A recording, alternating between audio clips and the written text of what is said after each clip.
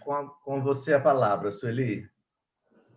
Bom, antes de começar, eu quero dizer que a minha mestra está aí me assistindo, um pouco escondida. De antemão, já quero agradecer a ela, Carmen da Poian, que é a nossa mestra de tantos anos. Bom, quero agradecer a você, Joaquim, o convite, né? Tão, digamos assim, tão confiante, porque não sequer me perguntou sobre o que eu ia falar. Se você perguntasse, talvez você me bloqueasse. Então, quero agradecer a presença de todas aí, de todos, e ainda bem que nós rimos bastante, porque o meu texto é um pouco denso, aliás, como sempre, né? Mas não há outra maneira de fazer. Então, hoje vamos falar sobre certezas e incertezas, a crise da civilização. Sobre a crise da civilização, não foi muito fácil eu escolher os caminhos, porque são vários caminhos. Então, eu preferi dividir a minha fala em 3 partes. A primeira parte, eu trouxe um filósofo moderno, apesar dos 99 anos, que é o Edgar Morin.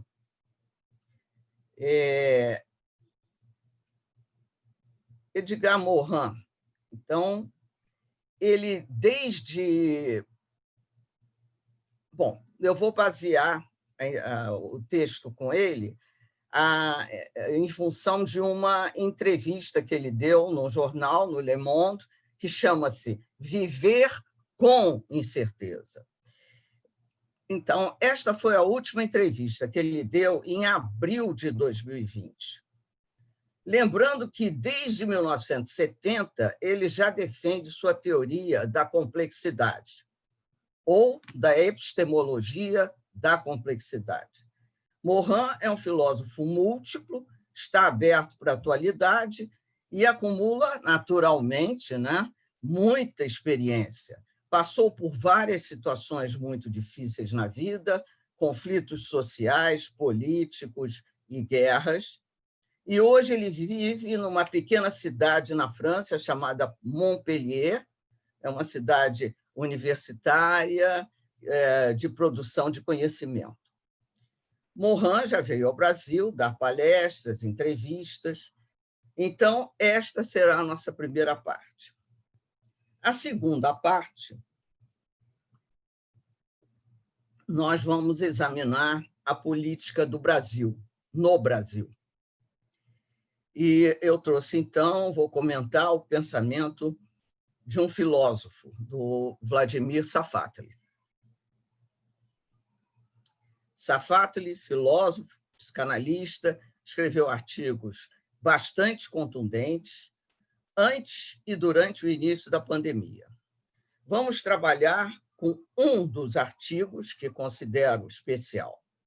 Finalmente, como terceira parte, vamos comentar a crise na psicanálise, com o pensamento de Pierre Lebrun, Joel Birman, Safatli e muitos outros. Naturalmente, uma forma reduzida, né, de tocar em alguns pontos cruciais sobre a crise na civilização. Edgar Morin é o pseudônimo de Edgar Naum. Apesar de sua idade, trabalha, está saudável, é antropólogo, sociólogo, filósofo, pesquisador emérito, formado em Direito, História, Geografia e estudou também epistemologia. Ele é judeu de origem sefaradita, nasceu em 1921 em Paris, sua formação é toda na Universidade de Paris, foi influenciado por Spinoza, Bachelard e muitos outros. Em 1970, ele criou o Grupo dos 10 e o pensamento complexo e a teoria da complexidade, cuja linha principal de pensamento é a questão humana, ou seja, defende a ideia de que precisamos reaprender a questão humana, porque somos o produto de interações. Não podemos separar o homem da natureza. Morin escreveu quase 70 livros, mais de 60 livros. Em 1977, publicou O Método, obra em 6 volumes, contendo 2.500 páginas. Vou enumerar alguns de seus títulos do Método. Natureza da natureza, a vida da vida, a humanidade da humanidade, ética, ideias e outros, como, por exemplo, os 7 saberes para uma educação planetária e os 7 saberes necessários à educação do futuro. Esse saber, esse ponto, esse texto, nos importa muito. Além da introdução ao pensamento complexo e outros. Diz ele, as pessoas precisam construir pensamentos inserindo um sistema no outro, introduzindo o indivíduo no meio ecológico. Para Morin, a cegueira do mundo não permite lidar com as incertezas, porque fomos educados na sociedade da ordem, da predição. É necessário salvar o pensamento e a economia, que precisa ser estruturada a favor da vida e não da morte. Os coletivos devem repensar a existência de uma forma mais amorosa com todos e para todos. A economia precisa ser mais distributiva e a psicanálise é um dos pensamentos complexos e, portanto, está inserida na sua teoria da complexidade. A futurologia do século XX entrou em colapso, porque, sem a elaboração dos seus acontecimentos, é impossível prever o que desejam para 2025 a 2050. A chegada de uma catástrofe era esperada, apenas não foi especificado que seria um vírus. Esperava-se que fosse um desastre nuclear.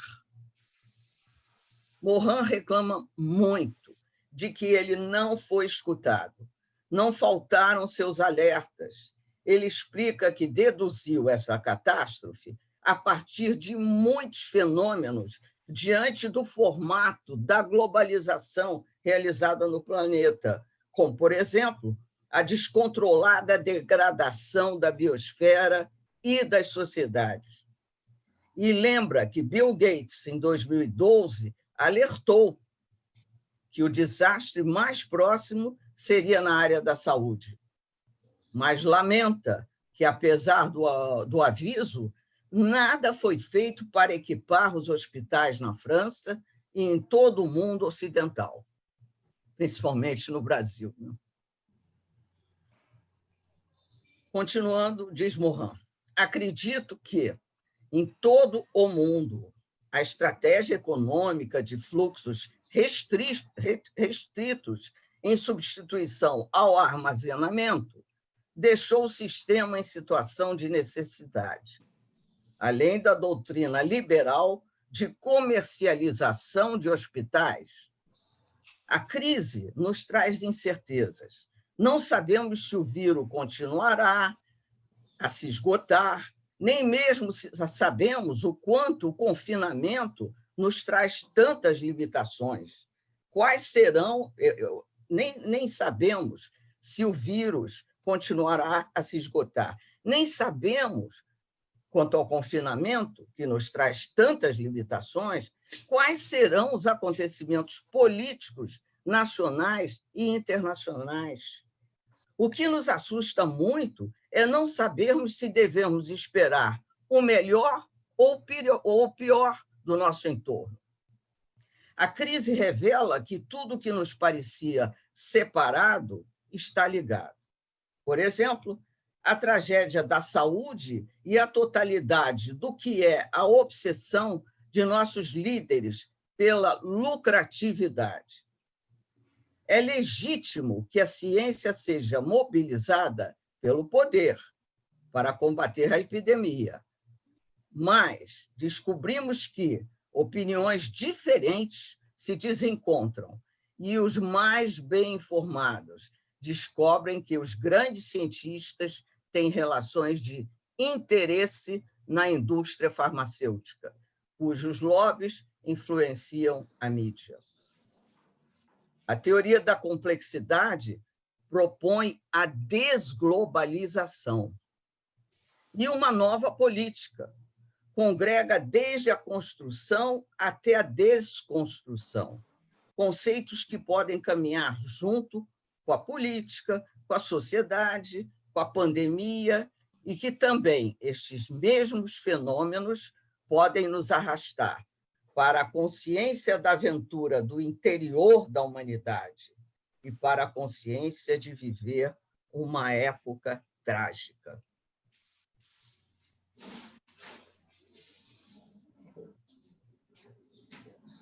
A convicção da livre concorrência e do crescimento econômico nos leva a uma panaceia social que esconde esta tragédia da história humana.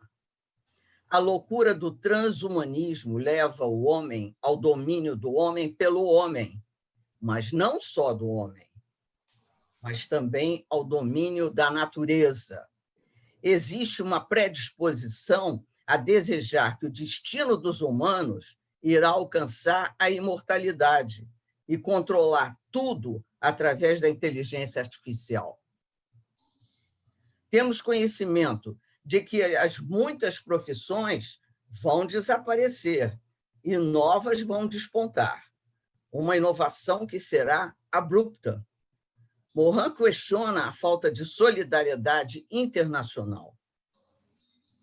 E quanto ao confinamento, Morin espera que haja o desenvolvimento de uma transformação total no mundo, porque estamos vivendo uma mega crise planetária que se estende do existencial ao político, cujo destino é comum a todos os seres humanos, porque não vivemos separados do que é bioecológico.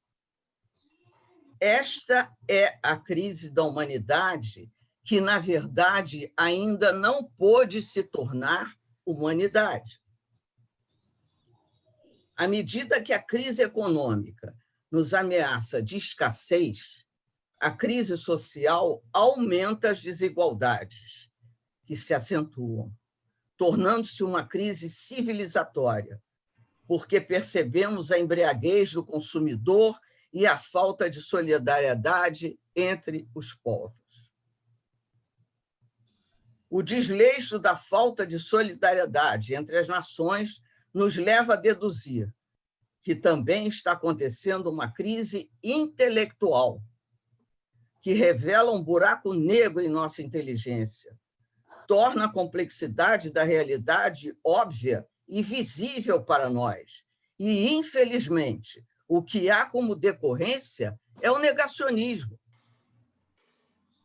Morin aposta no confinamento, que este possa favorecer o desvio de nossas mentes para o essencial, ou seja, para o amor, para a amizade, para a comunidade e para a troca, mas principalmente para o eu em nós. O que estamos vivendo no confinamento não substitui a vida normal, não nos completa. Estamos no essencial, sentimos falta do supérfluo. E o virtual não substitui o encontro carnal. Enquanto a nova política social ecológica não aparecer, estaremos em regressão generalizada ou estagnados, com surtos xenofóbicos, autoritários e de corrupção. De acordo com a teoria da complexidade de Morin, a nova política deverá ser a combinação de termos contraditórios, onde a globalização deve ocorrer junto com a desglobalização, porque resultaria na possibilidade de uma autonomia sanitária em todos os setores da vida, a possibilidade para a verdadeira ajuda aos necessitados do planeta. Em sua defesa sobre a ligação dos saberes, Edgar Morin trouxe uma inquietação disseminada nos dias atuais, quando a tecnologia permite um acesso inédito às informações. Por isso, a Organização das Nações Unidas pediu a ele uma relação dos temas que não poderiam faltar para formar o cidadão do século XXI. Assim nasceu o livro 7 Saberes Necessários para a Educação no Futuro. Eu vou enumerar quais são os temas e não vou entrar no detalhe deles, a não ser que, no final, vocês queiram conversar. Então, número 1, ensinar as cegueiras do conhecimento, o erro e a ilusão. Ensinar princípios do conhecimento permanente. Ensinar a condição humana. Ensinar a identidade terrena. Ensinar a enfrentar as incertezas. Ensinar a compreensão. E, finalmente, ensinar a ética do humano. Claro que ninguém aprende isso, né? Não, infelizmente, não faz parte dos nossos currículos. Bom, finalizando, quanto após pandemia, ele diz que é uma aventura incerta, porque os companheiros inseparáveis, inimigos, Eros e Thanatos, estarão presentes. Bom, a segunda parte, eu trouxe o Vladimir Safatli. Os textos do Safatli são pré-pandêmicos e do início da pandemia. São organizados cronologicamente de acordo com a evolução política de nosso país nos últimos 2 anos. Eu separei uma trilogia, eu digo trilogia porque foi um atrás do outro, e é impressionante como ele casava os acontecimentos políticos brasileiros e o que ele tinha acabado de escrever.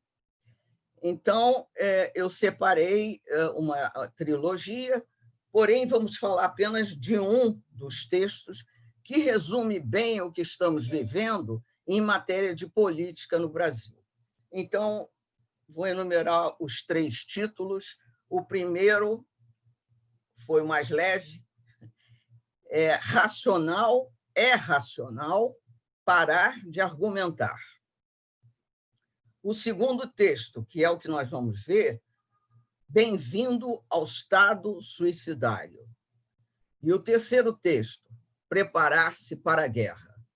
Todos esses textos vocês encontram ou na Folha de São Paulo ou no El País. Claro, vocês vão encontrar na íntegra. Vamos, então, como eu disse, nos concentrar no conteúdo do segundo texto, da tríade, que é Bem-vindo ao Estado Suicidário. Antes, porém, um preâmbulo sobre o negacionismo, que é um dos horrores que nós, brasileiros, estamos vivendo. Há quase 50 anos, o Brasil viu um golpe militar que impôs a pior ditadura de sua história, responsável por crimes contra a humanidade, com a censura e a arbitragem ao terrorismo de Estado. Hoje, a descrição destes fatos históricos deveriam ser aceitos como evidências de fatos que teriam força para provocar indignação coletiva, além de rejeição aos resquícios daquele tempo que ainda permanecem em nós. Encontraremos vários textos, como, por exemplo, o livro da Maria Rita Kell, Ressentimento, denunciando que nós não fizemos o luto e nem a necessária elaboração, apesar da Comissão da Verdade.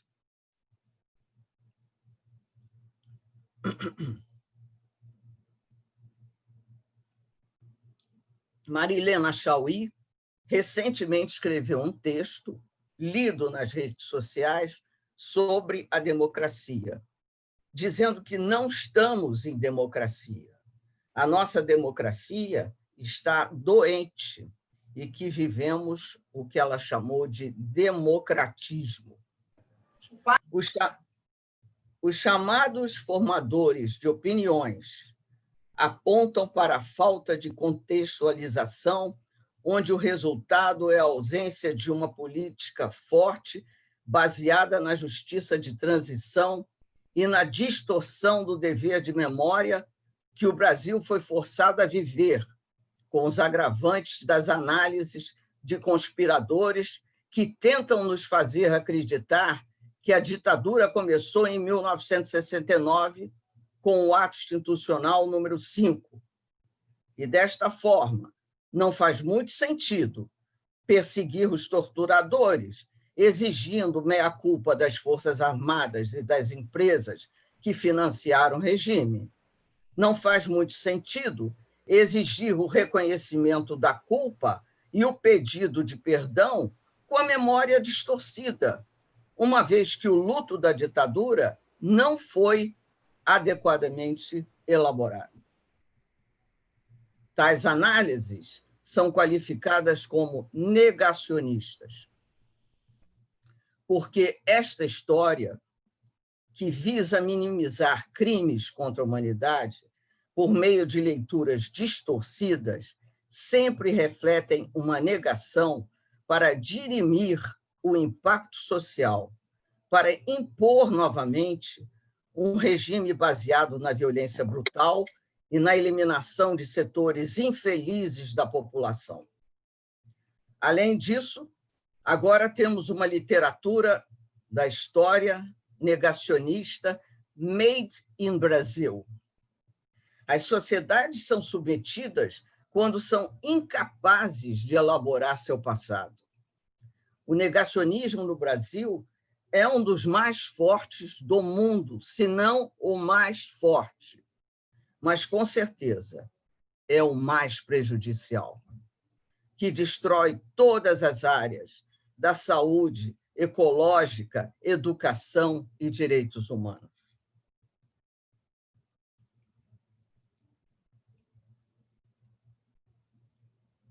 Bem-vindo ao estado suicidário.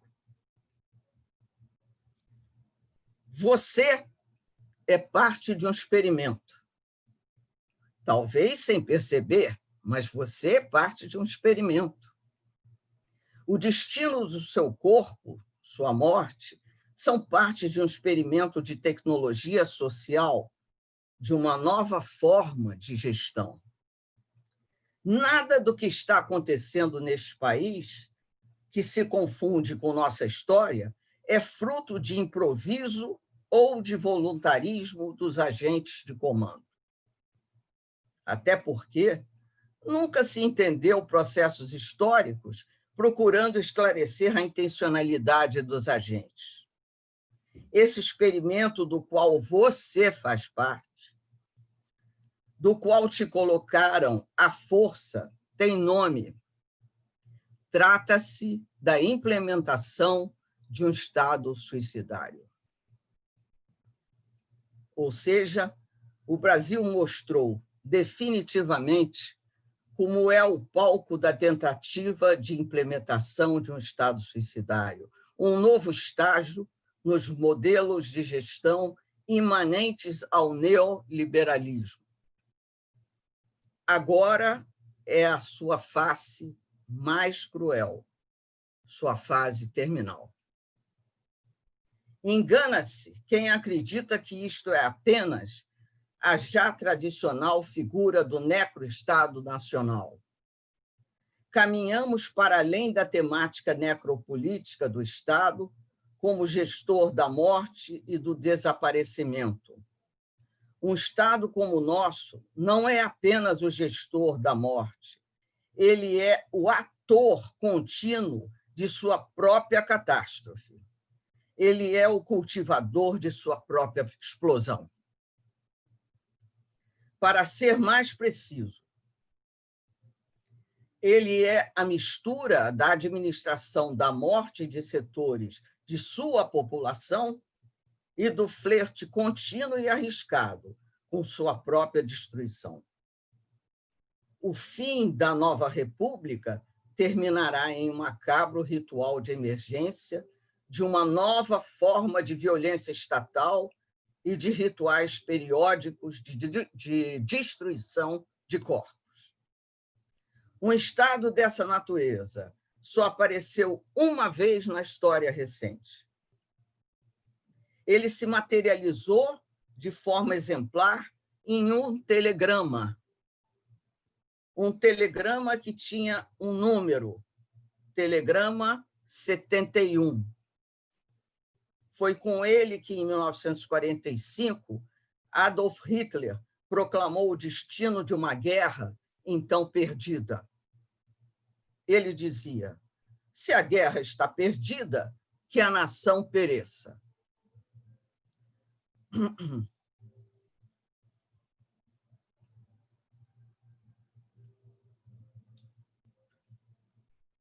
Com ele, Hitler exigia que o próprio exército alemão destruísse o que restava de infraestrutura na combalida nação que via a guerra perdida, como se esse fosse o verdadeiro objetivo final. Que a nação perecesse pelas suas próprias mãos, pelas mãos do que ela mesma desencadeou. Esta era a maneira nazista de dar resposta a uma raiva secular contra o próprio Estado e contra tudo o que ele até então havia representado, celebrando sua destruição e a nossa.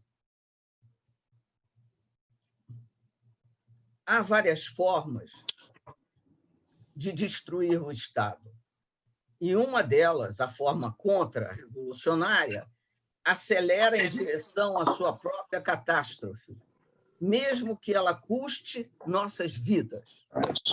Hannah Arendt falava do fato espantoso de que aqueles que aderiram ao fascismo não vacilavam mesmo quando eles próprios se tornavam vítimas, mesmo quando o monstro começava a devorar seus próprios filhos. O espanto, no entanto, não deveria estar somente neste ponto.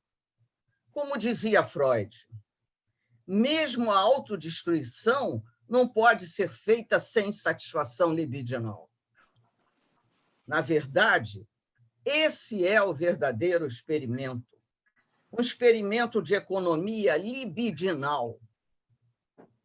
O Estado suicidário consegue fazer da revolta contra o Estado, contra as autoridades que nos excluíram, o ritual de liquidação de si em nome da crença na vontade soberana e na preservação de uma liderança que deve encenar seu ritual de onipotência, mesmo quando já está claro sua impotência miserável.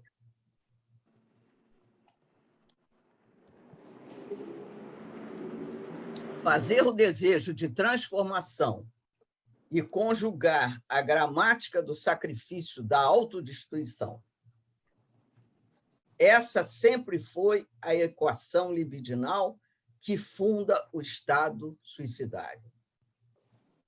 A catástrofe veio sob forma de uma pandemia que exigiria da vontade soberana e sua paranoia social compulsivamente repetida que ela fosse submetida à ação coletiva e à solidariedade genérica, tendo em vista a emergência de um corpo social. Diante da submissão a uma exigência de autopreservação que retira da paranoia seu teatro, seus inimigos, suas perseguições e seus delírios de grandeza, a escolha foi, no entanto, pelo flerte contínuo com a morte generalizada. Se ainda precisássemos de uma prova de que estamos a lidar com uma lógica fascista de governo, esta seria a prova definitiva. Não se trata de um Estado autoritário clássico, que usa da violência para destruir o inimigo. Trata-se de um Estado suicidário de tipo fascista, que só encontra sua força quando testa sua vontade diante do fim. Há poucos dias, eu, Sueli, escutei e troquei e-mails com um sociólogo peruano, profundo estudioso das ciências políticas, que eu prefiro não dizer o nome dele aqui, e ele me disse o seguinte, diante de toda essa política que está acontecendo conosco e com o Peru, mas são bem diferentes, né? No Peru foram 3 presidentes em uma semana. Ele disse: acontece que a política tem que existir e precisa existir. Caso contrário, as populações estarão na linha da barbárie. Se não houver Constituição, se instala uma situação de promiscuidade e o importante é que tanto o político quanto os canais do Estado de Direito devem saber escutar o povo. É claro que no sistema de neoliberalismo autoritário, que é esse que nós estamos, esse debate não acontece. Eu vou passar agora para a terceira parte,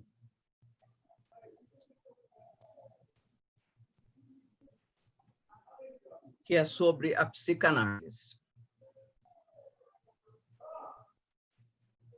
A cultura do pai simbólico está em crise.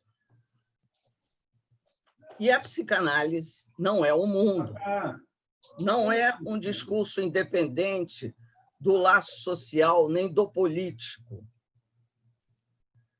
A psicanálise não pode depender só do simbólico. Ela precisa de vida, nem pode se contentar apenas com os sintomas do paciente. É preciso emancipá-lo na transferência. É utopia uma sociedade sem política e, além disso, existe a relação da psicanálise com a democracia. Vai levar muito tempo até que se crie uma nova simbolização. De acordo com Achille Mbembe, devemos retornar ao primitivo com a terra, ao meio ambiente ecológico, à natureza. Os sintomas mudaram. Portanto, a psicanálise clássica não cabe mais sem transformação. Qual, então, o lugar atual da psicanálise? Não existe mais função simbólica que separe o possível do impossível. E, na falta do simbólico, aparece o real. O que nos leva a concluir que nossa técnica deve incluir o real. Olha o Winnicott aí. Eu não falei no Winnicott, mas ele está presente em mim e, claro, que no texto. Ao falarmos na crise da psicanálise, garantimos que a psicanálise não acabou e nem está acabando, conforme ecos europeus e americanos. Porém, está sofrendo, sim, mudanças de acordo com o momento histórico. A psicanálise não pode ser pensada sem o social, e sem a política. Portanto, ela deve ser transdisciplinar. Estudiosos dizem que a psicanálise é política.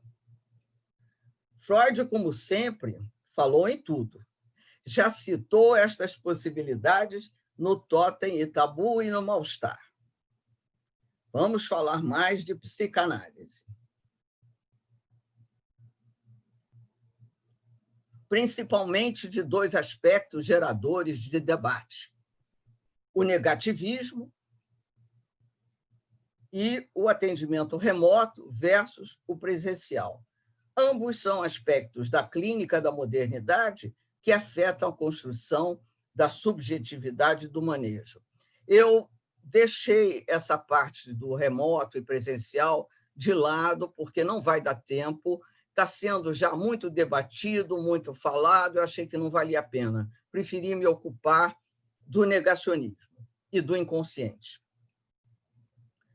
Mas eu só citei porque faz parte.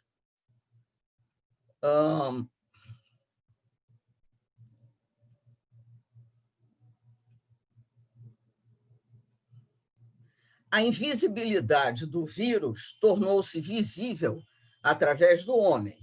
A pandemia atinge a vida civilizatória, sanitária, sociopolítica, econômica, ecológica e psíquica. Os efeitos traumáticos atingem as dimensões do desamparo e do desalento, conceito utilizado por Joel Birman para expressar a falta de um futuro, de um ideal futuro, digo. Já que a catástrofe trouxe a transparência e acentuou a desigualdade. Dentre as formações sintomáticas, encontramos as angústias, os pânicos, depressões, esvaziamento de si, compulsividades, excesso na limpeza, o aumento da drogadição, o aumento na violência doméstica, além dos efeitos psicossomáticos e suicídios. Atualmente, a psicanálise está atravessando um tempo de latência, porque a subjetividade tem que ser considerada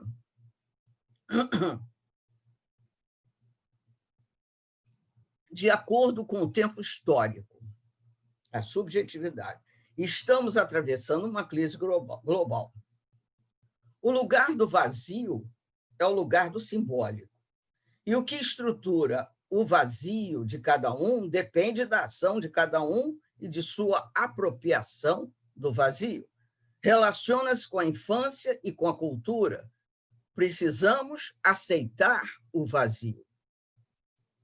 O mundo está em excesso de presença, não permitindo os limites.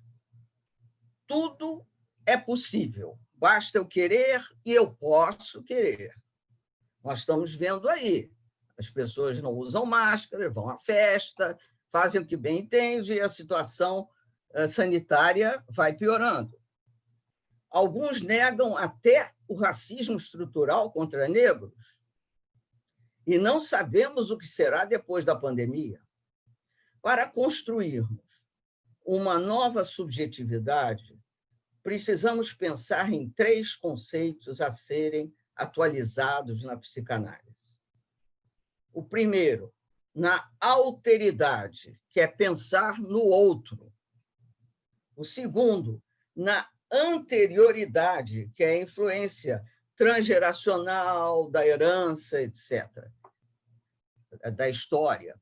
E na autoridade, quem fala e quem escuta, porque há diferença de lugares. Isso também está sendo negado. O nazismo foi a negação da alteridade, onde o outro não existiu. Estes são conceitos que nos traz Pierre Lebrun para trabalharmos a psicanálise e a subjetividade atual, onde acontece o sacrifício necessário da pulsão, como disse Freud.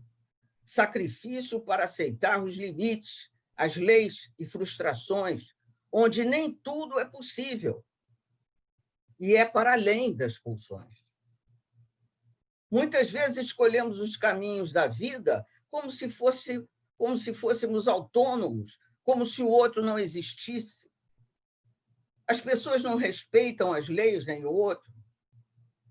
Na democracia, há uma maturidade saudável necessária a ser alcançada. O Winnicott tem um texto sobre democracia, ele fala nisso, onde deve haver espaço para dissimetria.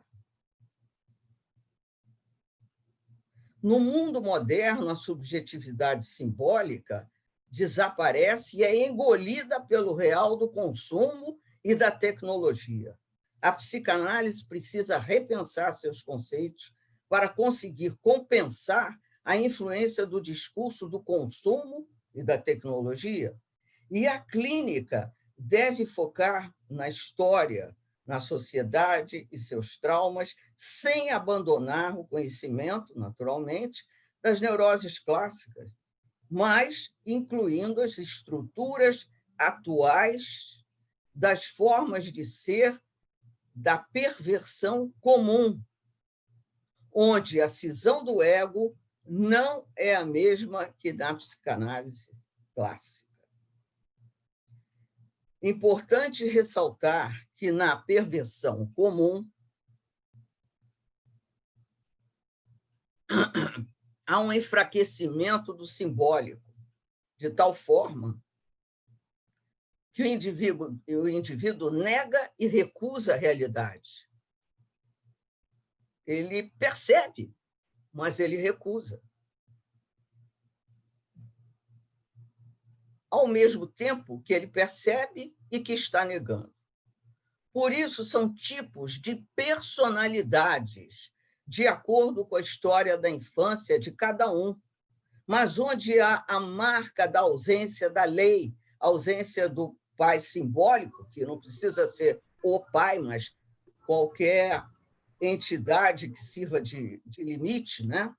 E a negação de qualquer perda constitui uma falta da lei e do amor, onde a história social não se constituiu. A educação e a coexistência da horizontalidade com a verticalidade são algumas das soluções para evitar a barbárie.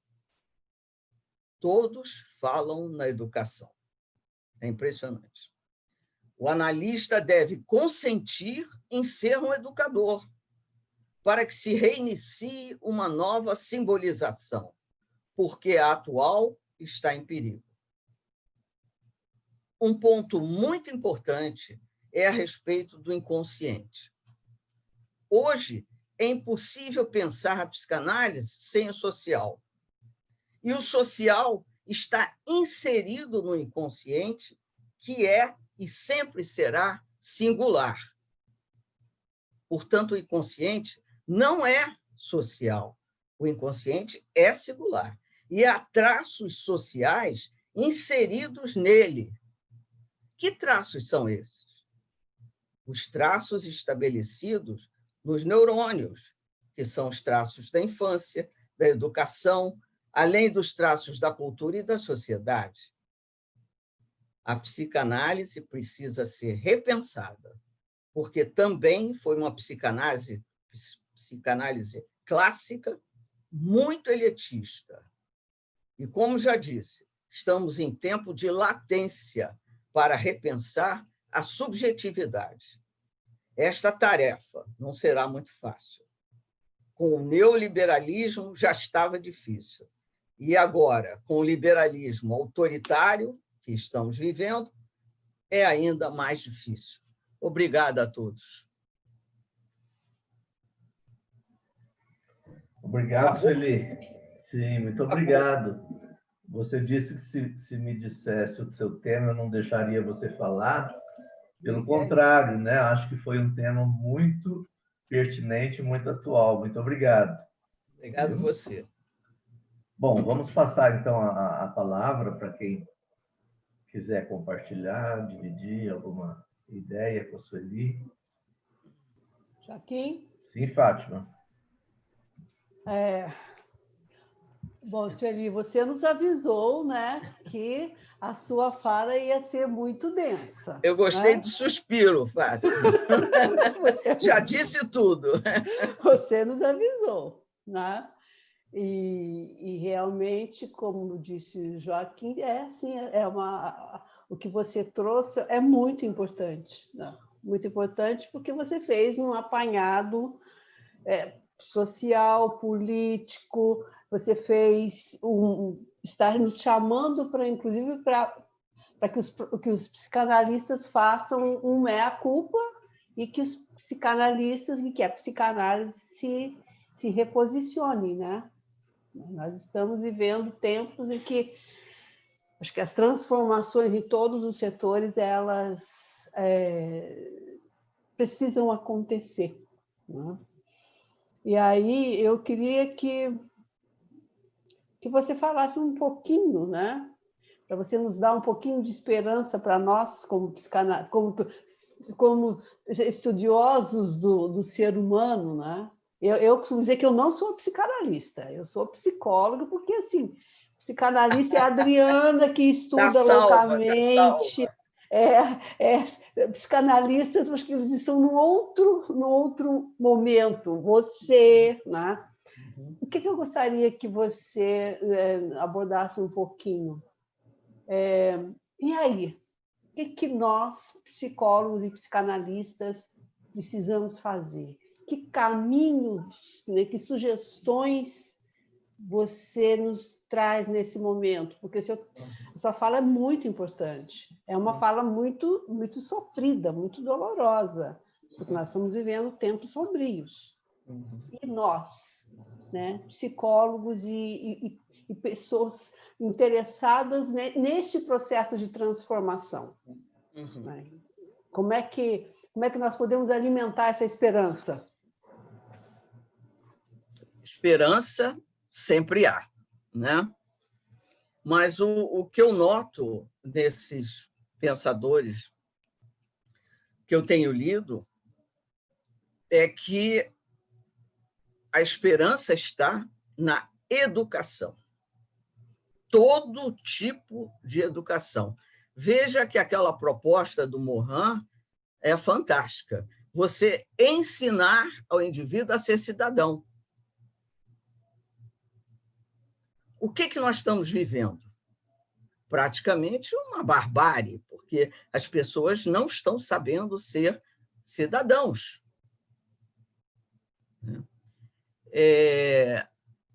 Então, no caso, o Lebrun, né, que eu estou me baseando bastante, ele está fazendo um estudo desse grupo, né, que tem, vamos dizer assim, um comprometimento, né, de personalidade, que ele chamou de perversão comum.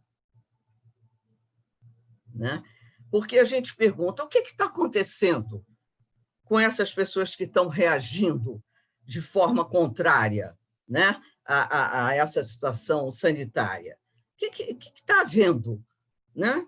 Todo mundo agora é perverso? Não. Né? Quer dizer, a constituição clássica, né, neurose, psicose e perversão, né, não é o caso. Nós estávamos ali falando de estruturas. Né? O que eu estou falando e o que ele está falando, no caso dessa perversão comum, ele tem um livro, quem for comprar, verifique mais na página 269, está de cor aqui na minha cabeça. Ele explica razoavelmente bem isso, porque ele está fazendo um estudo profundo ainda. Né? Mas, então, a perversão comum seria um transtorno na personalidade, não na estrutura. É bem diferente.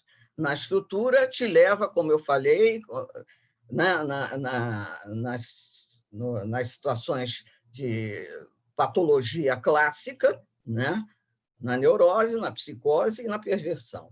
Na perversão comum, o nome já diz, né? É digamos, é um comprometimento da personalidade. E aí entra a história de cada um, o que cada um faz com o vazio, com esse simbolismo, né? Entra, né, o consumo, a tecnologia, né? Que nós temos o coreano Byung-Chul Han, né? Que ele vem criticando sistematicamente, né? Essa coisa, principalmente da tecnologia, né? E da transparência, né? E ele diz que a psicanálise pertence a esse nível da transparência. Quer dizer, nós não estamos acostumados a lidar, né? Porque até Freud falou, né? Com os limites, né? Digamos assim, com as frustrações, né? Neste momento da história, né, do mundo, as pessoas não estão tomando conhecimento disso, então estão formando essa perversão comum, essa camada na personalidade de, vamos dizer assim, de comprometimento, eu não quero chamar de formação, né? Mas você deve estar cansada, você não é psicanalista, mas você é psicóloga, né? O comprometimento é no psiquismo. Não interessa se você é psicólogo ou psicanalista, você está no rol da roupa, né? E então, enfim, não sei se eu dei mais alguma dica que eu acho importante, né? E a outra coisa muito importante que eu sinto, que há quem discorde, da minha opinião, o inconsciente, né? O inconsciente, ele continua sendo o mesmo. É o inconsciente singular de cada um, né? Com traços sociais. Ele não é um inconsciente social, né? Há quem pense, tem colegas que até escreveram um livro, né, sobre o inconsciente social. Não é assim que eu penso, não é assim que meus colegas que estão estudando pensamos, né? Então, tudo isso é muito importante para a gente poder trabalhar também a clínica, né? Por exemplo, o fato do real. Nós não podemos ficar, como a psicanálise clássica, no manejo da psicanálise clássica, somente no simbolismo. Eu não posso ficar só na interpretação. O Winnicott já fazia isso. Nós agora temos que fazer muito mais. Nós temos que lidar com o real. Agora, o que está acontecendo com essas pessoas da perversão comum? Só estão lidando com o real, né? Não conseguem ocupar o vazio dentro de si com simbolismo, com simbólico, né? É difícil para a gente tratar, né? Fazer uma análise de 3 vezes por semana com uma pessoa assim, digamos, né? Tá bom, não precisa 3 vezes, basta uma vez, né? Mas se você pede para ela juntar A com B, ela não consegue simbolizar. Não sei se vocês estão me seguindo, né? Então, a minha fala é muito por aí. Nós temos todos os filósofos estão escrevendo muito. Os psicanalistas estão falando mais, né? Pelas lives e tal. Mas quem está escrevendo muito são os filósofos. E todos eles, né, que eu tenho lido, claro que tem muita coisa para ler, são unânimes em dizer, né, que a educação é a base de qualquer esperança, de qualquer mudança, e que a situação é grave.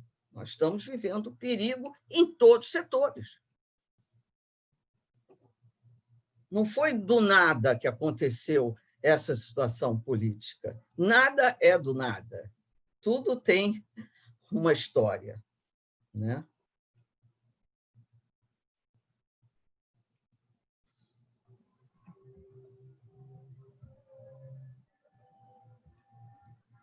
Sueli, eu queria fazer uma pergunta para você. Primeiro, agradecê-la, não é, pela palestra tão, eu acho que tão complexa, porque você associou e trouxe tantas questões para nós pensarmos, né, de uma forma bem integrada. Mas, quando eu penso na educação, eu sou professora de psicologia e ministro, às vezes, cursos de formação para educadores. Muitas vezes eu acho um cenário tão desolador. Eu fiz, inclusive, análises de currículos, de cursos, com professores que atuam com a infância, no ensino fundamental. A fragilidade desses currículos, negando a condição humana, negando conhecimentos já tão clássicos sobre a constituição humana, e a fragilidade desses profissionais no sentido de ter apropriado dos conhecimentos, dos estudos contemporâneos, e mesmo no campo afetivo, tanta confusão emocional. Me preocupa tanto quando a gente diz estar na educação, sendo que eu percebo que a educação é um dos campos que mais precisa ser vitalizado, mais precisa ser fomentado, estimulado, investido. E realmente eu acredito que a psicanálise precisaria de andar de mãos dadas com a educação. Os professores precisariam entender o que se passa num setting de uma sala de aula, as transferências, as questões afetivas, as constituições psíquicas, para darem conta um pouquinho desse exercício tão complexo, tão constituinte, quanto mais jovem é o meu aluno da educação. E eu vejo pouquíssimos movimentos nesse sentido. Então, quando você fala, né, que é alentador ouvi-la dizer assim, sempre há esperança.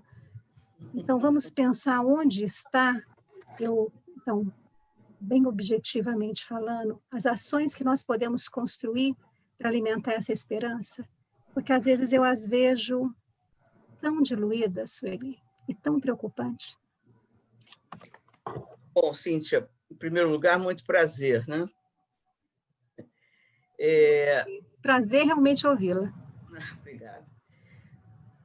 Cíntia, o que falta não é nem a psicanálise em cada um dos professores, é a educação de base. Você vê, o Morin escreveu 2.500 páginas, né? E 7 traços que a ONU mandou chamar, por favor, me diga para o século XXI o que é importante para um educador, o educador fazer, como é que vamos educar com o quê? Ele deu tão simples. Ensinar a ser cidadão. Eu acho que algumas... Mas eu tenho que ser cidadã para me ensinar a ser cidadão. Eu preciso viver a ética. Não, eu acho que algumas escolas na Nova Zelândia, na Irlanda, na Alemanha, já trabalham com esse tipo de pedagogia, digamos assim, com as crianças pequenas, né? Porque isso é básico. Ninguém consegue ser um educador se não tem a base, né? E aí, claro, os problemas emocionais começam a tomar conta, a eclodir, porque eles não sabem o que fazer, né? Agora, quando vocês me perguntam, e a esperança, vai demorar. A resposta é vai demorar. Tudo vai demorar. Nós temos que ter paciência, inclusive na política, inclusive no Brasil.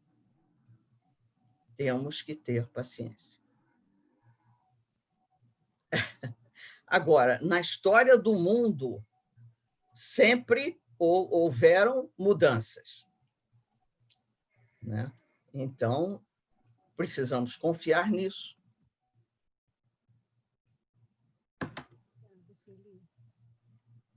Você está sem som. Obrigada. Você tem razão. Hoje eu escrevi sobre a confiabilidade, pensando em Winnicott. Eu escrevi dizendo como nós precisamos resgatar a confiabilidade, porque quando a gente tem confiabilidade, nela estão ancoradas a esperança, né? O ser você genuinamente, o dar conta da alteridade, todos aqueles elementos que você trouxe. Mas como a gente precisa investir nessa confiabilidade, né? Essas relações de confiabilidade de uns com os outros, né? E veja que um dos pontos do Morin é saber conviver com incertezas, né? Saber conviver com frustrações. Nós estamos num momento em que as pessoas não sabem, não respeitam, não existe lei. Onde está? Não tem lei. Se eles pedem, eu estou pegando exemplo atual, né? Não aglomerar, todo mundo vai e aglomera. Não todo mundo. Né? Essa lei, esse limite, não está introjetado.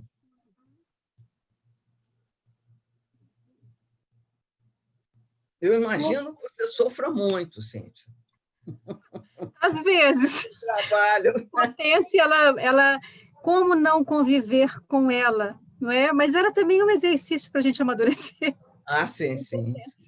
Com certeza. Sueli? Oi. Oi. Alguém me chamou? Ah, Regina. Sou eu, né? A gente vem discutindo essas questões muito, né? Isso. Você que ama o Morin também, né? Pois é.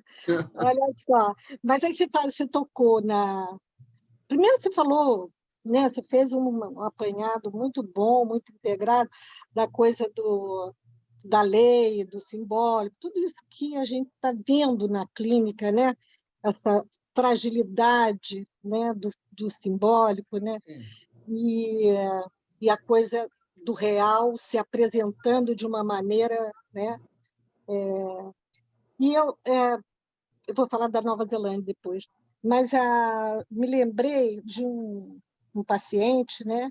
Falando dessa coisa do real, né? Que está dessa exterioridade que avança, que nos afeta totalmente, que o interno fica totalmente afetado por esse externo, e ele diz assim, eu não sei se eu vou ter coragem de sair depois da pandemia, porque eu acho que eu quero ficar assim, porque é como se eu tivesse uma claustrofobia de viver. Estou ficando com essa claustrofobia de viver. Eu não sei mais viver, né? Então, eu prefiro ficar em casa. Isso foi a primeira vez que eu ouvi isso de um paciente, né? Nesse momento da pandemia. Como é que ele representa a pandemia, né? Como é que afetou ele dessa maneira, né? E a Cindy tinha falado da confiabilidade, né, desse início da vida, e eu acho que isso é fundamental. E aí, falando da Nova Zelândia, eles fazem a coisa da educação, só entra na escola com 4 anos, 3 para 4 anos para o jardim, e assim mesmo 2 vezes na semana. Tá? A não ser que vá daqui do Brasil, o estrangeiro que vai trabalhar lá, que os pais precisam, aí tem uma creche muito boa e tal. Mas eles evitam a creche e dão a condição da mãe de viver o mais tempo possível com o seu filho. E aí eles têm centros de convivência que as mães vão com as crianças e vão brincar ali com as crianças e as mães. Tem revistas de moda, de culinária, para as mães discutirem, tem outros assuntos da cidade, e aí as crianças brincando, as mães brincam também. Em determinado momento, cada um levou uma fruta. Em determinado momento, as mães vão para a cozinha e picam aquelas frutas que cada um levou e junta, né? E as crianças vêm, comem junto com as mães o que foi feito em conjunto. Eu achei aquilo fantástico. É interessante, está me ocorrendo a ideia do retorno ao primitivo. Isso. Do retorno à terra, né? E do retorno às relações primárias, né? Né? Na frente do outro, diante do outro. Né? A capacidade de estar só diante do outro, enfim, de brincar. Né?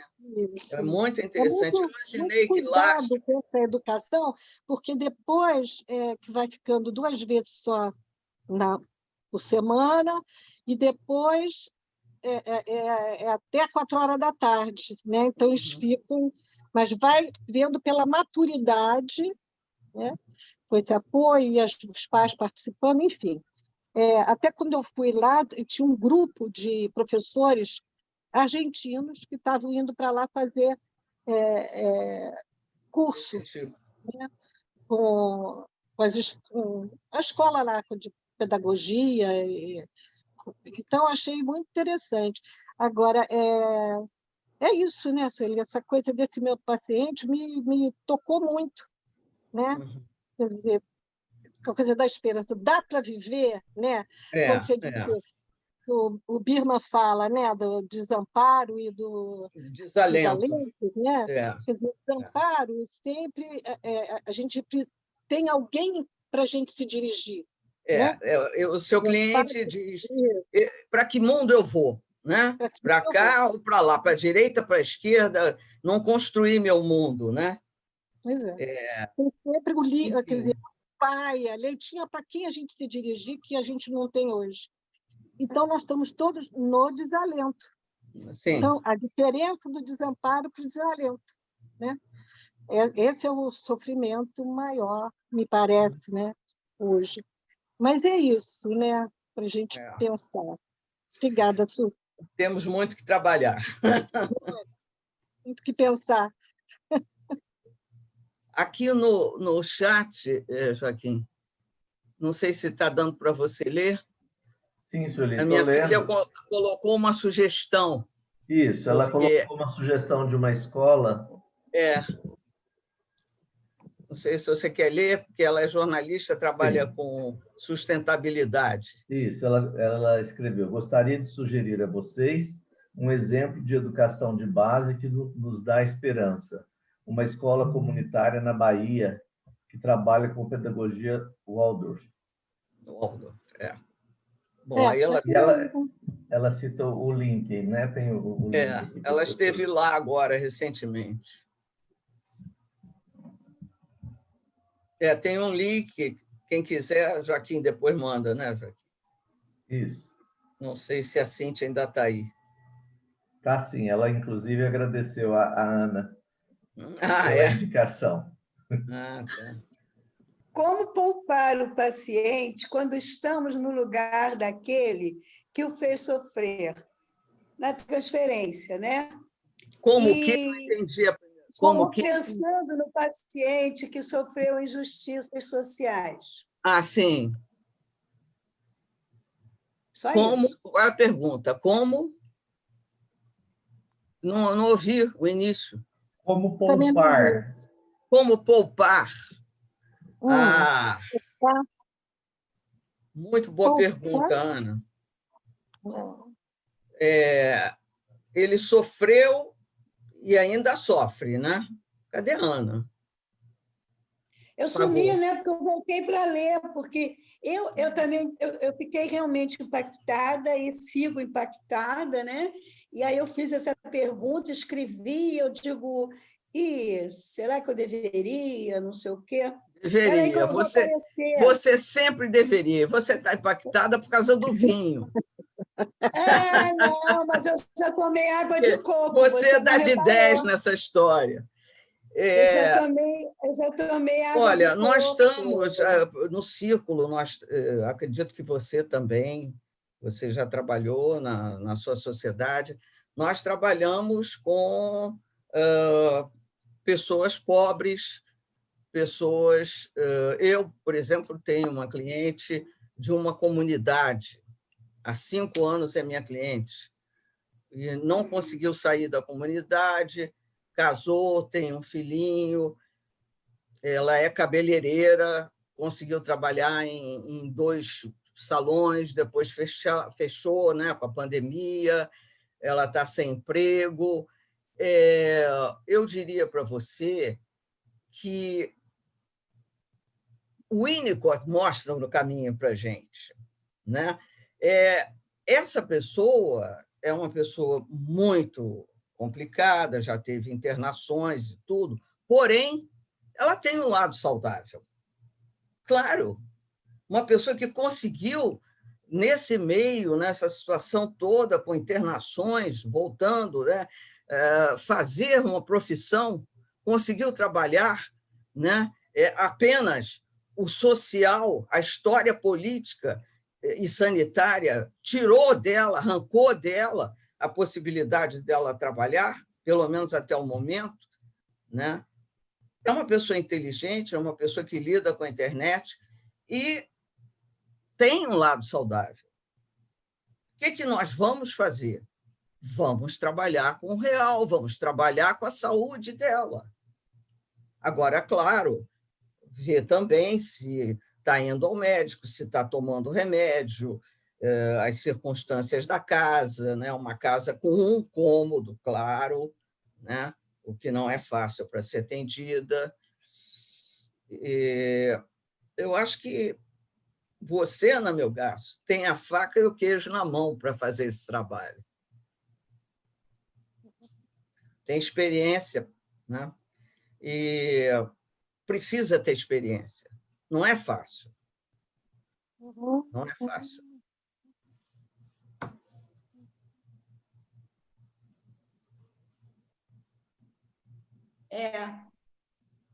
Deve ser muito difícil. Muito difícil. Muito difícil. Inclusive, muitas vezes, ela vai buscar o remédio, não tem o remédio. Não tem, simplesmente não tem. Ela pode pagar R$300 por uma caixa de remédio? Não. Não. Claro que não. E aí ela corre o risco de surtar, como já aconteceu. Para esse apoio, por exemplo. De certa forma, você está me ouvindo? Está longe. Está longe? Fala mais perto do microfone. Então, vou botar mais perto. É que eu quis ficar longe. Está escutando? Estou. Onde está isso? Na verdade, né, como você trouxe 3 filósofos... Justamente pegar... Tem alguém com o microfone aberto. Pois é. Fechou. Tá. Como você trouxe 3 filósofos, né, você trouxe Morin, e aí... Morin ou é Morin? Morin, né? Morin. E aí eu fiquei pensando assim, na transferência, né, com o analista das pessoas que foram torturadas. Porque o analista, de alguma forma, transferencialmente, em algum momento ele vai ficar no lugar daquela pessoa que torturou o paciente. Com certeza. Né? Aí, por isso que eu não estava querendo falar muito, mas é isso, né? Porque você falou, você trouxe isso, né? Você trouxe de alguma forma isso, né? Você trouxe de alguma maneira essa questão. Você trouxe, né, 3 nomes de pessoas que, evidentemente, que eles pensaram politicamente com viés, não é? Que não é de direita, né? Um outro viés, né? Eu fiquei muito impactada, então, mas aí eu trazendo para a situação analítica, aí essa era a minha pergunta, porque eu achava que você estava vendo também, começando a falar disso psicanaliticamente, né? Mas a gente não pode esquecer que, nesse nosso papel de analista, na questão da transferência, a gente fica muito no lugar do agressor, do torturador, daquele que maltrata, daquele que não é? A gente sabe disso. Psicanálise é isso também, né? Claro. E aí é isso, é só isso. Não quero falar mais. Nem tudo são flores, né, Ana? Eu pensei no Ferencz, né? Porque eu penso nesse negacionismo como um desmentido também, entendeu? É bem próximo essa desmentido, e a gente realmente precisando de uma psicanálise mais ativa, né? Exatamente, que entre o real. Né? Então, o Ferencz, né? O Winnicott, né? Mas agora a coisa está fazendo uma semipatologia, digamos assim, né? Essa perversão comum, porque é uma população inteira assim, né? Exato. Você tem razão, Regina, isso é bem sério. Inclusive eu escrevi algumas coisas vindas no meu estudo com... A gente está estudando Ferencz, né? Nós todas, de alguma forma. Com certeza. Eu gostei muito, já coloquei meus elogios lá atrás, lá naquele lugar. Depois ele vai mandar para você. Tá bom. Tá bom? Obrigada pela presença. Desculpe o impacto. Mas sua presença era primordial, né? Gente, eu vou precisar sair.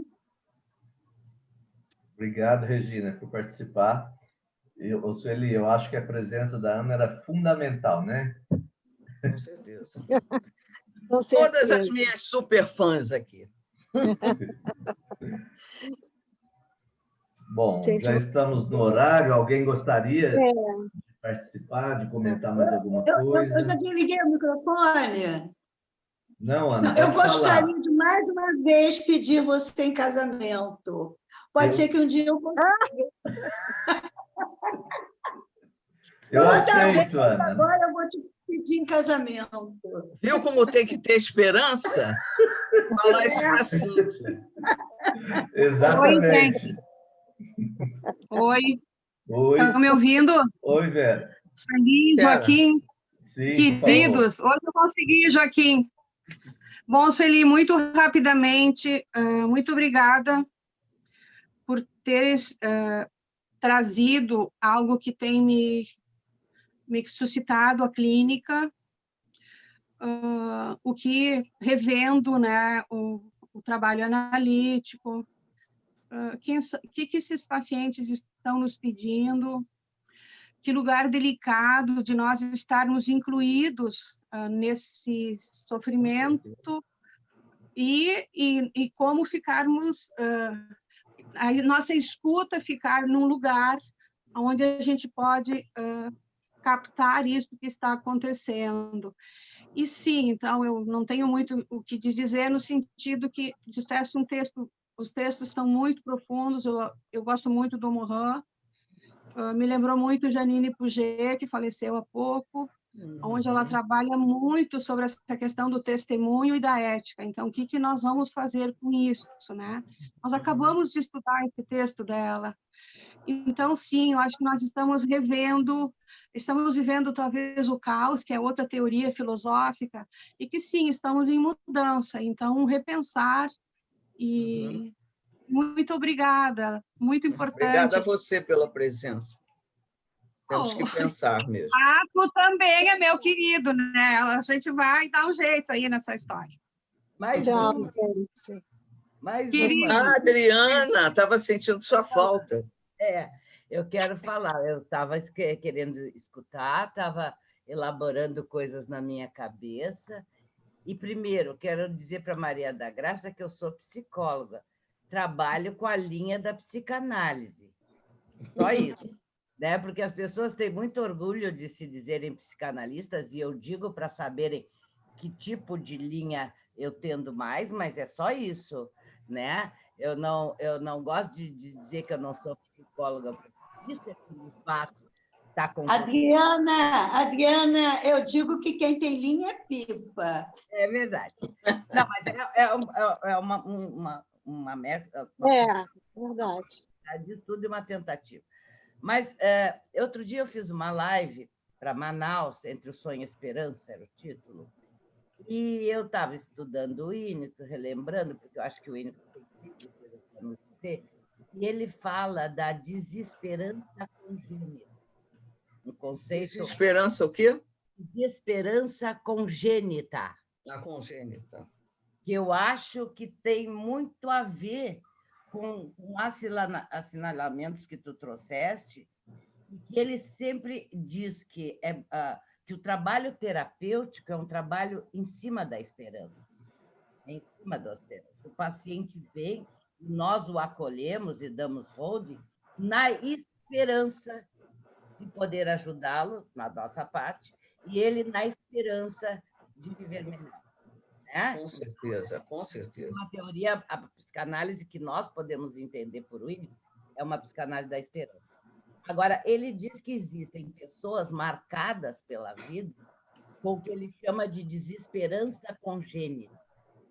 E aí ele diz para nós que nós, psicanalistas, temos que ter um enorme cuidado, porque o nosso discurso, muito baseado nessa demanda de que eles precisam hold e precisam vivenciar a esperança, às vezes, de início, é tão absurdo para o paciente que nos chega, é tão desconhecido, que, de certa forma, invalida inicialmente o nosso holding. Parece que falamos duas linguagens diferentes, muito diferentes. Então, eu acho que, nesse momento, com tudo que tu falaste, que eu estou aqui com a cabeça a mil, do Morim, de todos eles que eu gosto muito, mas principalmente do Morim, do Ram, que eu gosto mais, para ser... Bom, eu queria dizer o seguinte, o que nós podemos fazer, porque eu vejo, Sueli, se nós pegarmos o conceito de Winnicott, muitas pessoas, por falta de educação, por falta de ambiente ético na sua família, de exemplos, de coerência, né, de verdade na sua vida, não tendo um lar suficientemente bom, nunca é perfeito, né? Mas suficientemente bom, que nos ensine coisas de raiz, né? Porque não adianta estudar ética numa universidade, tu pode saber decorado, mas tu pode não ser ético em nada. A gente não, tem que ser a base, é a base. De baixo. E falta a base. O crescimento, entender melhor o que é ética, ampliar teu conhecimento da ética, ampliar teu uso de ética. Mas se a ética não vem como um exemplo primário, é muito difícil. Como eu acho também que, quando tu falas em educação, eu quero ouvir, não nos cabe ser educadores, nos cabe ser coerentes e verdadeiros. Porque eu acho que, se a gente vai para o consultório, era uma crítica diferente a Freud, que Freud gostava muito de educar os seus pacientes dentro dos seus métodos, e por isso ele não era um bom divã. Eu acho que nós temos que ser... A educação é fundamental, claro, por outro lado, mas o psicanalista tem que ser coerente com a sua verdade, mesmo que contrarie a verdade do nosso paciente. Sobre isso podemos comentar, discutir, nos posicionar e mostrar que ser diferente não quer dizer que seja desunido ou distante. Ser diferente um do outro são riquezas que nós carregamos frente à vida. Né? Mas saber escutar, saber respeitar e, muitas vezes, aprender com o diferente. Então, assim, eu quero que tu me digas assim, que tu estudasse muito mais. Essa desesperança congênita que o Winnicott nos fala, é essa desesperança que tu sente que atualmente, ou ao longo também da história da humanidade, muitos seres humanos sentiram. Alguns pacientes nossos estão bastante confusos e inoculados disso nesse momento, porque tem sua história, e claro que o momento atual deve exacerbar, né? Deve exacerbar. As pessoas sem esperança, talvez sejam os que vão para a rua sem máscara e se juntam na multidão. Mas eu penso que, quando a gente fala agora em educação, é no sentido lato da palavra, no sentido amplo da palavra, né? É você saber o que está faltando naquele cliente, né? E poder oferecer a ele o que está faltando dentro do tempo dele, dentro do ritmo dele, dentro da possibilidade de simbolização dele, né? Traduzindo para ele, né? Então, eu acho que educar aí tem um sentido, hoje em dia, bem diferente do educar dos nossos avós, né? Não senta assim, não fala assim, não é nesse sentido, né? Olha, mas era bom, hein? Era bom. É melhor que as novas. Eu acho que, às vezes, tu saber que tem limites, até como te sentar... Mas, exatamente, a ideia do limite é o principal. A ideia do limite é o principal. Né? Às vezes não era exagerado. Se tu não sabia sentar, alguém tinha que te amar. E isso, com certeza, vai ser bem recebido pelo cliente, né? Dependendo de como você traz para ele, né? Porque ele supostamente não tem isso, ou não teve isso, né? Não teve essa interdição, não teve esse pai simbólico, entre aspas, né? Que desse um limite a ele. A interdição com amor, né? Com respeito. Com amor, que resulte no amor, exatamente. O limite com amor. E que resulte no amor. Isso aí. Gente, posso falar, Joaquim? Posso? Pode sim, Soraya. Oi? Posso falar? Bom, para variar, maravilhosa a fala da Sueli. Eu sempre aprendo, porque eu acho que é uma aula de cultura. Ela sempre tem essa capacidade de ampliar a nossa capacidade de pensar, né?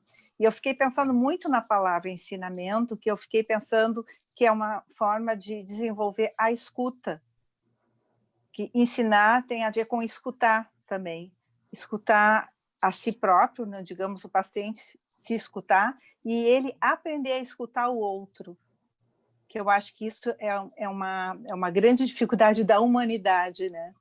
Poder escutar o outro, poder se colocar no lugar do outro, mas também tem que se escutar primeiro. Com certeza. É algo de base. Então, eu fiquei pensando muito assim, fazendo essa analogia com a palavra escuta e a palavra educação. Acho que eu concordo contigo, Sueli, quando tu diz que não é uma educação pedagógica, né? É uma educação mais ampla. Mas esse escutar que você está trazendo, realmente eu trouxe isso, né? Quer dizer, é o lugar da lei, a lei da pessoa e a lei do externo, do exterior, né? Quer dizer, como é importante, né, a pessoa ter esse convívio com o limite, né? Agora, lógico, observado o limite da pessoa, né? Então, vem por aí, né? Então, e o quanto a pessoa consegue escutar. Quem fala, né? E quem escuta. Quem fala e quem escuta. Sim. Porque existe isso, né? Existe o professor e o aluno. Tem que existir, né? Tem que existir uma diferenciação. Né? Uma diferenciação. Sim. Joaquim, posso falar? Pode sim, Guedes, por favor. Bom, é muita coisa, Sueli. Eu sei. Complexo, nós estamos falando de coisas muito complexas, que estão fora de nós, estão dentro de nós, nos afeta, né? Essa questão da escuta, viu, Soraya? é basicamente isso, né? Porque a nossa clínica, clinicar vem do grego inclinar-se, né? Então, ter essa disponibilidade para a escuta, que é completamente diferente de ouvir, né? Você está na cozinha lavando louça e tem uma música tocando, alguém fala com você, você diz, agora estou escutando música. Não, você não está escutando música, você está ouvindo música. Escutar é uma outra coisa. O nosso lugar, o lugar da nossa escuta é esse, né? Agora, essa escuta não remete só ao transmitir, não. Remete também ao receber, né? Bom, Jung falou que aprenda todas as teorias, domine todas as técnicas, mas quando você for encontrar uma alma humana, seja apenas uma outra alma humana, né? E o Winnicott, dentro disso, eu agradeço aos meus pacientes que pagaram para me ensinar. Então, escutar é isso, né? Agora, para que ele nos escute, ele tem que se sentir escutado. Talvez a gente, muitas vezes, não saiba escutá-lo, né? A gente está ali lavando louça e a música está tocando, a gente está ouvindo o que ele está falando, mas não está escutando. Aí é outro viés, né? Muito mais delicado, muito mais sensível, aí vai muito de cada um. Agora, isso tudo nos remete à nossa própria formação. Althusser, ele disse que a instituição psicanalítica é um aparelho ideológico de Estado, né?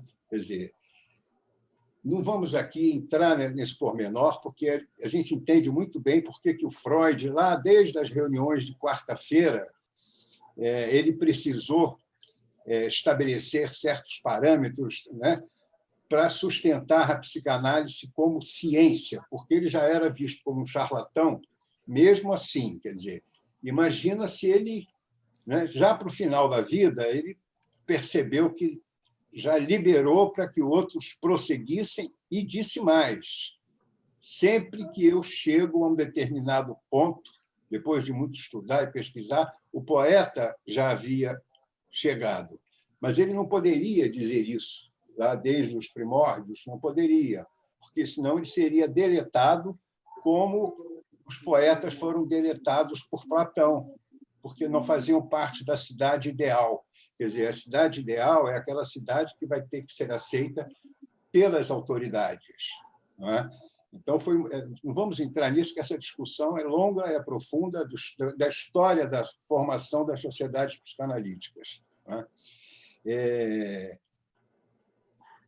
Enfim, então, falando isso em relação à nossa clínica, então, isso é uma questão para nós pensarmos. Agora, voltando, e tem uma outra coisa, e não é só na clínica psicanalítica, não, porque nós estamos falando de uma relação de poder, não é? Que nós nos colocamos, muitas vezes, por nós acharmos que dominamos o inconsciente, conhecemos, e temos um poder sobre aquele pobre coitado que está ali esperando, não é, uma ajuda para sair de uma situação de desespero, de desamparo, de angústia, né? E aí a gente vai quer dizer, as interpretações em psicanálise muitas vezes funcionam como o remédio para a medicina. Dá um comprimido aí o cara toma aquele comprimido, mas não é isso, quer dizer, não é isso. Entendeu? E a interpretação pode funcionar muitas vezes como isso. Eu vou rapidamente contar para vocês o caso de uma médica, amiga minha, que ela trabalha no hospital lá em Nova Iguaçu. Eu sou aqui do Rio, e Nova Iguaçu é uma região da Baixada Fluminense, uma região bem pobre, ela trabalha no hospital público, e ela é ginecologista lá nesse hospital. Ela tinha muito um trabalho sempre voltado aqui na Zona Sul e tal, nos hospitais daqui, na clínica dela na Zona Sul, foi trabalhar lá e atendeu logo na primeira semana, ela atendeu uma moça de 15 anos que estava com uma infecção muito forte em toda a região vaginal, pegando ânus, né? E aí ela examinou, olhou a menina nova, 15 anos, favelada lá na periferia lá de Nova Iguaçu, e aí ela foi, medicou, né? Pegou os remédios, a amostra grátis, deu para a menina e falou para ela, esse remédio aqui é para você tomar 3 vezes por dia. Era um antibiótico, né? E essa pomada aqui é para você passar no seu ânus, falou para a menina. E porque estava a região anal dela também estava toda infectada. Você vai passar essa pomada no seu ânus. Daqui a 15 dias você volta. A menina, quando voltou, ela foi examinar, ela tinha melhorado, mas ali as nádegas e o ânus estavam a mesma coisa. Aí ela perguntou para a menina, você passou a pomada no seu ânus? Ela falou, não, o remédio eu tomei, mas a pomada eu não passei, não, senhora, porque nós estamos em maio e meu ânus é só em outubro, mas em outubro eu vou passar. Entendeu? Quer dizer, a questão da linguagem, da relação de poder, da dominação, nós não temos...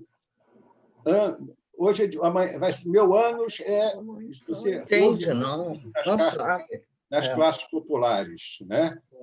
Meu ânus é tal dia, assim, assim. Quer dizer. E ela foi, com toda a formação dela, numa bela universidade, né? Uma mulher de elite, ela ficou impactada com isso e resolveu até pensar um programa para humanizar a formação médica no sentido de dar elementos para que funcione ali mais na horizontal, sem essa questão do poder, da superioridade, que a linguagem é muito forte. A linguagem humilha.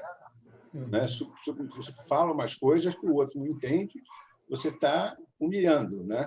E aí isso vem da educação. Então, essa coisa da educação, viu, Sueli?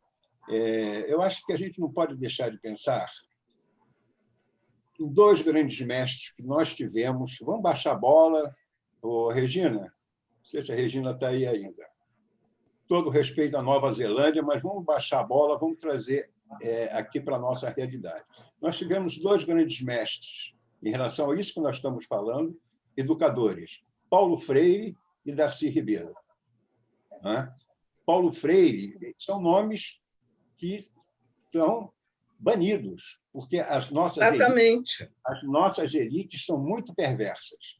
Então, essas 2 pessoas são uma ameaça para essas elites, porque esses 2 educadores eles queriam educar a base. Né? O Paulo Freire, o método dele de alfabetização, como é que ele ia alfabetizar um operário adulto, com 35 anos, nunca soube ler, nunca soube escrever, com a palavra... sei lá, uma palavra que não fosse da vivência dele. Né? Então, ele ensinava tijolo, areia, né? Pedra. Quer dizer, essas eram as palavras que ele usava para alfabetizar os analfabetos, de acordo, se fosse um operário de construção, eram essas palavras que ele usava e assim por diante. Darcy Ribeiro criou um projeto de educação integral, CIEPs, né? Os garotos vinham da favela, entravam no colégio às 7h30 da manhã, passavam a manhã toda tomavam o café da manhã no colégio, iam para a sala de aula, tinham aula até meio-dia, almoçavam, descansavam, tinham aula de recuperação à tarde, de acompanhamento, né? Praticava esporte, tinha dentista e médico e tal, enfim, para dar uma educação e dar a essas crianças um sentimento assim de cidadania. Começavam a se sentir cidadãos. Né? Passaram trator em cima desse projeto, ninguém fala nisso. Você vê aí todo falando de educação, ninguém não é só nesse projeto, é na educação como um todo. Sim, mas eu estou falando especificamente em relação a essa questão que nós estamos tocando, que é a educação básica. Né? Então, e não tem jeito. As mudanças que nós sonhamos, elas vêm de baixo para cima, não vêm de cima para baixo. Né? Elas vêm de baixo para cima. Então, enquanto essas bases não estiverem satisfatoriamente atendidas em todos os setores, né, respeitadas, atendidas eticamente, moralmente, enquanto isso não acontecer, né, com respeito, né, ao ser humano, né, a gente volta para aquela dualidade, né? É ser poder ou poder ser. Né? Essas pessoas que nos procuram, elas querem poder ser. Só isso. Né? E que procuram outros profissionais também. Enfim, é muita coisa, isso dá um bate-bola até meia-noite, viu, Joaquim? É verdade, Guedes. Né? Sueli, você gostaria de comentar alguma coisa com o Guedes? E aí a gente. Não, só isso, o Guedes está coberto, né, de razão, né? Infelizmente, faz parte do projeto, do experimento, que eu tanto falei, que o Vladimir Safatli mostra, né? Tudo isso, banir a educação. Né? Essa semana mesmo, o STF pegou um projeto do nosso governo de educação, onde excluía pessoas deficientes. Felizmente, o STF pegou e segurou. E estamos no mês dos deficientes.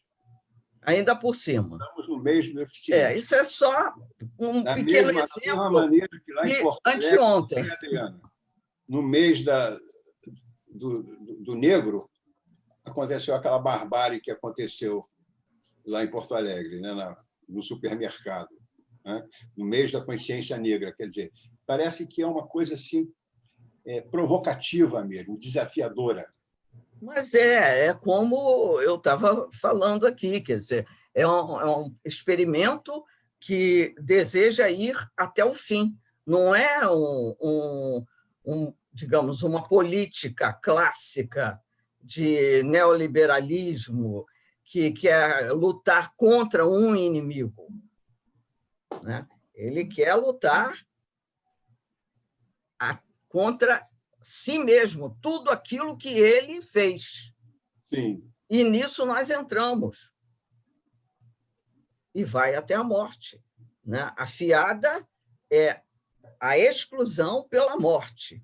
Esse não serve, aquele não serve, o outro não serve, o pobre não serve, o negro não serve, o judeu não serve. Eu já recebi convites de palestras que o nazismo está aumentando muito rapidamente, né? Então, é tudo isso. E os deficientes, exatamente como aconteceu na Alemanha. Sim, homossexuais, agora, né? Sim, claro. E por aí vai. E você vê que essa coisa, Sueli, essa coisa do real que a gente está falando, como é que a gente vai lidar com o real numa sociedade onde nós temos um comando negacionista? Vamos ter que lidar. Real, né? Vamos ter que lidar. Fica esse conflito, né? Dói no cliente, dói na gente. Mas a realidade é que importa. Sim. Joaquim, muito obrigada. Eu acho que, para mim, foi ótimo. Espero que vocês tenham gostado. Né? É um texto denso, mas eu procurei fazer da melhor forma possível. Sim, é o que eu estou sentindo. Como disse o Guedes, nós teríamos assunto para conversar até meia-noite ou mais, né? Eu acho que meia-noite de amanhã, não falei do dia. Então, mas infelizmente o tempo, né, já passou um pouquinho. Com certeza, já estamos para 9h30. Isso, as pessoas querem também descansar. Sueli, parabéns, muito obrigado. Obrigada, foi um prazer. Foi um prazer mesmo. Obrigado. Eu peço a todos, então, que... Boa noite. Bater palmas para a Sueli. Beijo. Né? Obrigada. Obrigado, Sueli. Beijo para todo mundo. Boa noite. Feliz Natal para todo mundo. Obrigado. Você Obrigada, também. boa noite. Feliz Natal. Feliz Natal. Sejamos inventivos. Feliz isolamento também, que a gente consiga Fazer um Natal. se cuidando bem, né? O Natal vai ser esse. O Natal do É uma isolamento. chance, não é, Adriano? Uma chance para a gente exercer a nossa criatividade no Natal. E Não nossa repetir. capacidade de estar sós, ou bem pouquinhos, pelo menos. Feliz Natal para todos. Beijo. Para Feliz vocês Natal. também. Um beijo, beijo. Tchau. Continue Tchau, tchau. a sonhar, né? É Vamos continuar verdade. sonhando. É importante a fantasia, o sonho, né? E a realidade. Beijo, boa noite. Beijo, Boa tchau. noite.